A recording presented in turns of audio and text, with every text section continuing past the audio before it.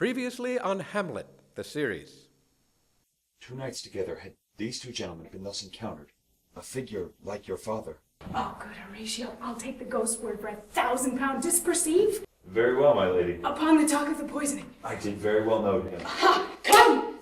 Good Ronaldo, before you visit him, to make inquire of his behavior.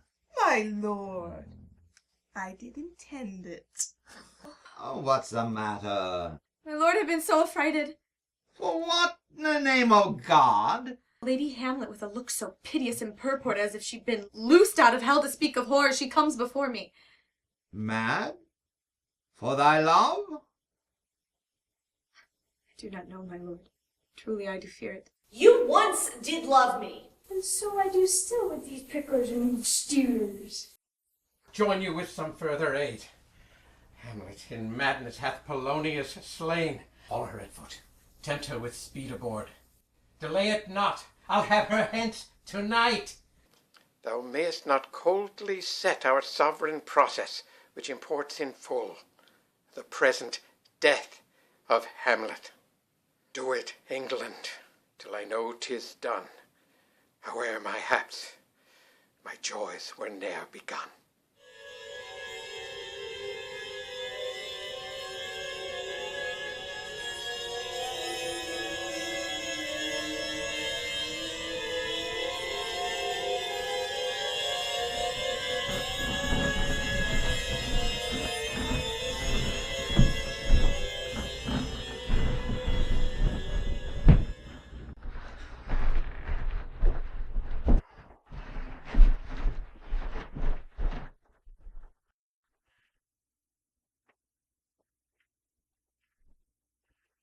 I will not speak with her. She's importunate, indeed, distract. Her mood will needs be pity. What would she have? She speaks much of her father, says she hears their tricks in the world, and hems and beats her heart. Spurns enviously at straws. Speaks things in doubt that carry but half sense. Her speech is nothing, yet the unshaped use of it doth move the hearer to collection. They aim at it, and botch up the words to meet their own thoughts, which with her winks and nods and gestures yield them. Indeed, they make one think there may be thought there. Nothing sure, but much unhappily. 'Twere best she were spoken with, for she may strew dangerous conjecture in ill-breeding minds. Let her come in. To my sick soul, as sin's true nature is, each toy seems prologue to some great amiss. So full of heartless jealousy's guilt, it spills itself in fearing to be spilt. Where's the beauteous majesty of Denmark? How now, Ophelia? How should I your true love know from another one? By his cockle hat and staff, and his sandal shoon. Alas, sweet lady, what imports his Say song? you nay, pray mark! He is dead and gone, lady, he is dead and gone. By his head a grass-green turf, by his heels a stone. Nay, but Pray you mark! White his shroud as the mountain snow, alas, guarded with sweet flowers, which be wept to the grave did go, with true love's showers. How do you, pretty lady? Well, got ill dear. They say the owl was a baker's daughter. Lord, we know what we are, but know not what we may be. Come here at your table. Conceit upon her father. I pray you, let's have no words of this.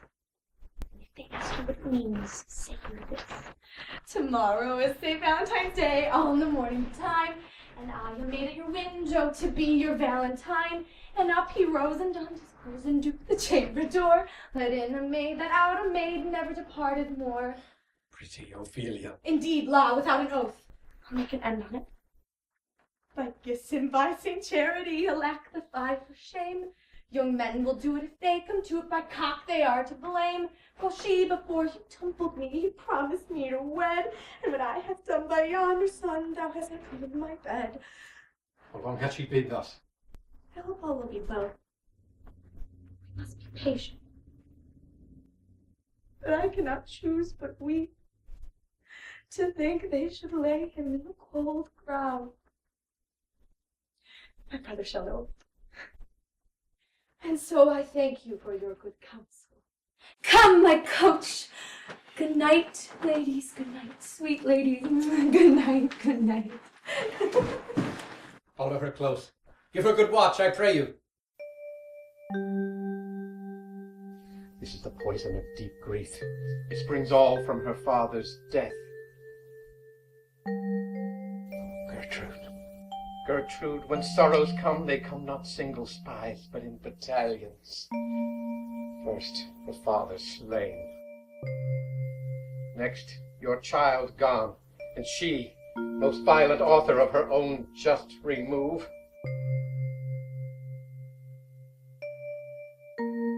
The people, muddy, thick, and unwholesome, in thoughts and whispers for good Polonius' death. We have done but greenly in hugger-mugger to inter him.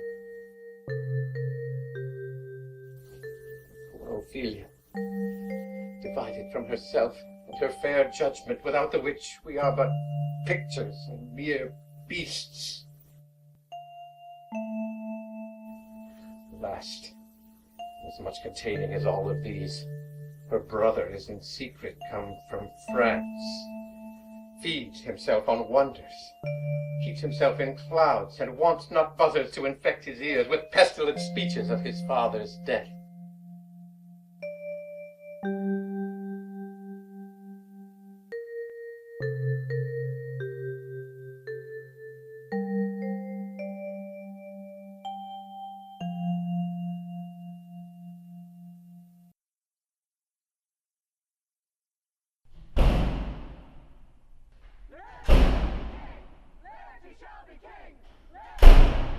Alack, what noise is this?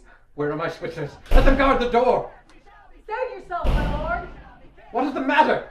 The ocean, overpeering of his list, it's not the flats the more impetuous haste than young Laertes in a riotous head o'erbears our officers.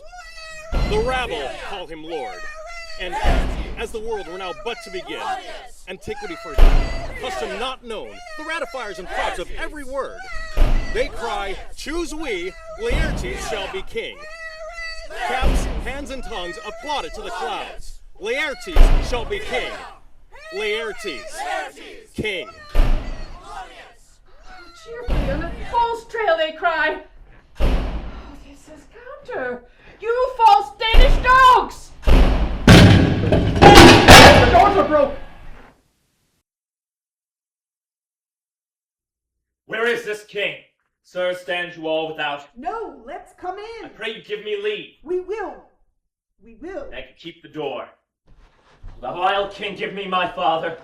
Calmly, good Laertes. That drop of blood that's come proclaims me bastard, cries cuckold to my father, brands the harlot even here between the chaste, unsmirched brow of my true mother.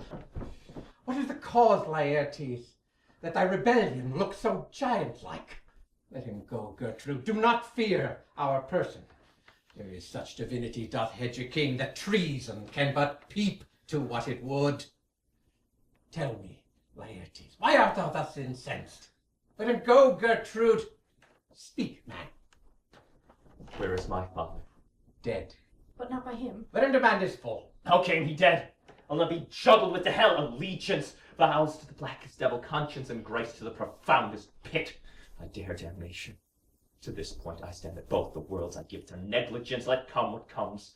Only I'll be revenged most thoroughly for my father. Who shall stay you? I will. Not all the world, and for my means I'll husband them so well they shall go far with little. Good Laertes, if you would know the certainty of your dear father's death, is't writ in your revenge that swoop stake you will draw both friend and foe, winner and loser. None but his enemies. Will you know them then? 'Tis good friends thus while. I'll ope my arms, and like the kind life-rendering pelican repast them with my blood. Now you speak like a good child and a true gentleman, that I am guiltless of your father's death, and am most sensible in grief for it. It shall, as level to your judgment, pierce as daylight to your eye. Laertes! Where is Polonius! Where is Ophelia! Here is Laertes! Where is Polonius! Where is Ophelia! Here is Laertes! Where is Polonius! Where is Ophelia!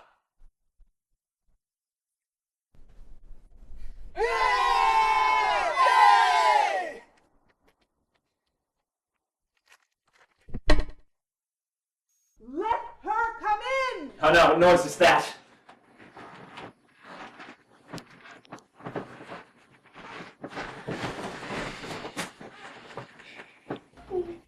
Oh, he dry up my brains. Tears 7 times soft brought out the sense and virtue of mine eye. By heaven, thy man shall be paid by weight till our scale tip the beam. Rose of May, dear maid, kind sister, sweet Ophelia. Oh heavens, is it possible a young maid's wit should be as mortal as an old man's life? Nature is fine in love. And where it is fine, it sends some precious instance of itself after the thing it loves. They bore him their face on the bier. Hey nani, nani, hey nani. And in his grave rain many a tear. Fare you well, my God. Hadst thou thy wits and didst persuade revenge, it could not move thus. You sing down, and you call him a downer. Oh, how the veil becomes it. It was the false steward that stole his master's daughter. So nothing's more than matter. There's rosemary. That's for you. Pray, love, remember. That's for him. That's for thoughts. For documented madness, thoughts and remembrances fitted. And there's fennel for you, and columbines. Here's a roof for you. And here's some for me. We shall call this our grace of Sunday. Oh, you must wear your rue with a difference. And there's daisies. I would give you violets, but they withered all when my father died. They say he made a good end. For honey, sweet Robin is all my joy. Thoughts and affliction, passion, hell itself she turns to favor and to prettiness. And will he not come again? And will he not come again? Oh, no, he's dead. Go to thy deathbed. And will he never come again? Do you see this, O God? His beard was as white as snow. All flaxen was his poll. He is gone, he is gone. Oh, the castaway moan. God have mercy. His souls and all Christian souls, I pray God be with thee. Laertes, I must commune with your grief, or you deny me right. Make choice of whom your wisest friends you will, and they shall hear and judge twixt you and me. And if by direct or by collateral hand they find us touched, we shall our kingdom give, our crown, our life, and all that we call ours, to you in satisfaction.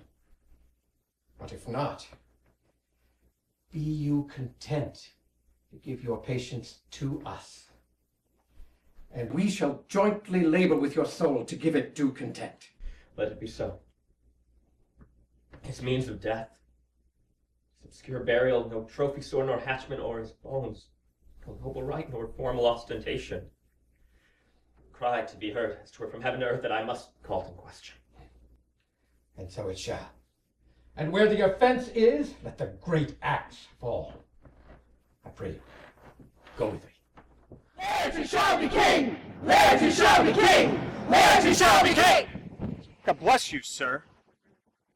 Let it bless thee too, sir. He shall, sir, and it please him.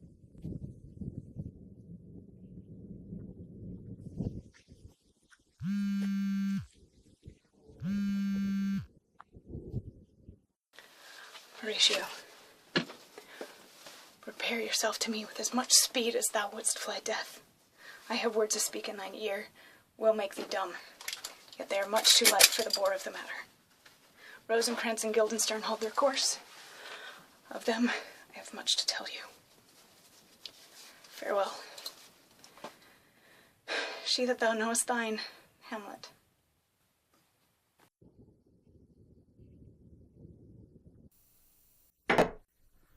Now must your conscience my acquaintance seal, and you must put me in your heart for friend. You have heard, and with a knowing ear, that she which hath your noble father slain pursued my life. Well, Pierce, but tell me, why you proceeded not against these feats, so crimeful, so capital in nature, as by your safety, wisdom, all things else humanely were stirred up? For two special reasons, which may to you perhaps seem much unsinewed, but yet to me they are strong. The queen, her mother, lives almost by Hamlet's looks. And for myself, my virtue or my plague, be it either which, the queen's conjunctive to my life and soul, that as the star moves not but in his sphere, I could not but by her. The other motive, why to a public count I might not go, was the great love the general gender bear Hamlet, who, dipping all her faults in their affections, would, like the spring that turneth wood to stone, convert her gibes to graces, so that my arrows, too lightly timbered for so loud a wind, would have reverted to my bow again, and not where I had aimed them. So have I a noble father lost, a sister driven into desperate terms, whose worth praises may go back again, to challenge her around to all the ages for her perfections. My revenge will come. Break not your sleeps for that. You must not think we are made of stuff so flat and dull that we can let our beard be shook with danger and think it pastime. You shortly shall hear more. I loved your father, and we love ourselves, and that, I hope, will teach you to imagine that... No? What news? From Hamlet. Laertes, you shall hear this. High and mighty, you shall know I am set naked on your kingdom. Tomorrow shall I beg leave to see your kingly eyes, when I shall, first asking your pardon thereunto, recount the occasion of my sudden and more strange return. Hamlet. What should this mean? I'm lost in it, my lord. Naked? But let her come. It warms the very sickness in my heart that I shall live to tell her to her teeth, thus didst thou. Laertes, if it be so, as how should it be so? How otherwise? Will you be ruled by me? Aye, my lord. So you will not overrule me to a peace. To thine own peace. If she be now returned, I'll work her to an exploit now ripe in my device, under the which she shall not choose but fall. And for this death no wind of blame shall breathe, but even her mother shall uncharge the practice, and call it accident. My lord, I will be ruled, the rather, if you could devise it so that I might be the overcome. It falls right. You have been talked of since your travel much, and that in Hamlet's hearing, for a quality wherein they say you shine. Your sum of parts did not together pluck such envy from her as did that one. What is that, my lord? 2 months since, here was a gentleman of Normandy. I have seen myself and served against the French, and they can well on horseback. But this gallant had witchcraft in it. He grew unto his seat, and to such wondrous doing brought his horse as he had been incorpsed and demi-natured with the brave beast. A Norman, what? A Norman. My life, Lamont. Ah, the very same. Oh, I know him well. He is indeed the reproach and gem indeed of all the nation. He made confession of you, and gave you such a masterly report for art and exercise in your defense, and for your rapier, most especially, that he cried out 'twould be a sight indeed if one could match you. The scrimmers of their nation, he swore, had neither motion, guard, nor eye. You opposed them. Now, sir, this report of his did Hamlet so envenom with her envy that she could nothing do but wish and beg your sudden coming o'er to play with her. Now, out of this. What out of this, my lord? Laertes, was your father dear to you, or are you like the painting of a sorrow, a face without a heart? Why ask you this? Not that I think you did not love your father, but that I know love is begun by time, and that I see, in passages of proof, time qualifies the spark and fire of it. That we would do, we should do when we would, for this wood changes and hath abatements and delays, as many as there are tongues, our hands, our accidents. Then this should is like a spendthrift sigh that hurts by easing. But to the quick of the Elsa, Hamlet comes back. What would you undertake to show yourself your father's son in deeds more than in words? Cut her throat in the church. No place indeed should murder sanctuarize. Revenge should have no bounds. But good Laertes, will you do this? Keep close within your chamber. Hamlet returned will know you are come home. We'll put on those. We'll praise your excellence, and put a double varnish on the fame the Frenchman gave you, bring you in fine together, and put a wager on your head. She, being remiss, most gracious, and free from all contriving, will not peruse the foils, so that, with ease, or with a little shuffling, you may choose a sword unbaited, and in a passive practice requite her for your father. I'll do it. And for that purpose, I'll anoint my sword. I bought an unction of a mountebank so mortal that would dip a knife in it where it draws blood. No cataplasm so rare collected from all simples that have virtue under the moon can save the thing from death. It is but scratched withal. I'll touch my point with this contagion, that if I call her slightly, it may be death. Let's further think of this. If this should fail, and that our drip look through our bad performance, 'twere better not essayed. Therefore this project should have a back or second that might hold, if this should blast in proof. Soft let me see. We'll put a wager on your cunnings. When in your motions you be hot and dry, as make your bouts more violent to that end, and that she calls for drink, I'll have prepared her a chalice for the nonce, whereon but sipping, if she by chance escape your venom stuck, our purpose may hold there. For now, sweet queen. One waters tread upon another's heels. So fast they fall. Your sister, Laertes. There is a willow that grows aslant a brook, that shows his hoard leaves in the glassy stream. There with fantastic garlands did she come, of crowflowers, nettles, daisies, and long purples that never shepherds with a grosser pain, that our cold maids do dead men's fingers call them. There on the pennant bough, her cornet weeds clamoring to hang, and envious sliver broke, when down her witty trophies and herself fell in the weeping brook. Her clothes spread wide, and mermaid-like, while they bore her up, which time she chanted snatches of old tunes as one incapable of her own distress, for a creature native and undued to that element. But long it would not be till that her garments, heavy with their drink, pulled the poor wretch from melodious lay to muddy death.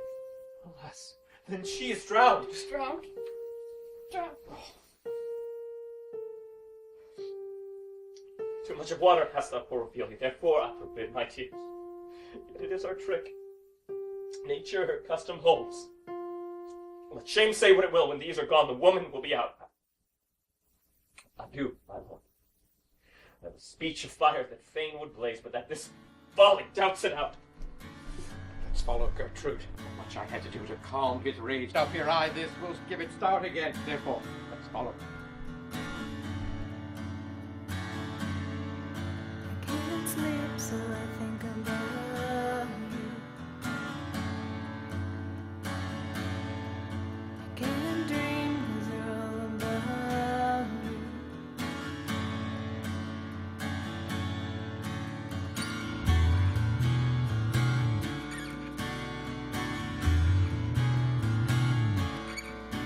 Can't sleep, so I think about you. Can't dream, 'cause they're all about you.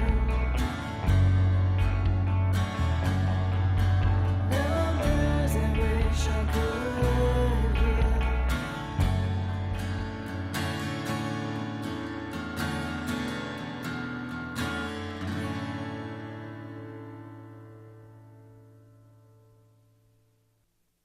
Next time on Hamlet, the series. We defy augury. There is a special providence in the fall of a sparrow. If it be now, 'tis not to come. If it be not to come, it will be now. If it be not now, yet it will come. The readiness is all. Since no man has aught of what he leaves, what is it to leave betimes?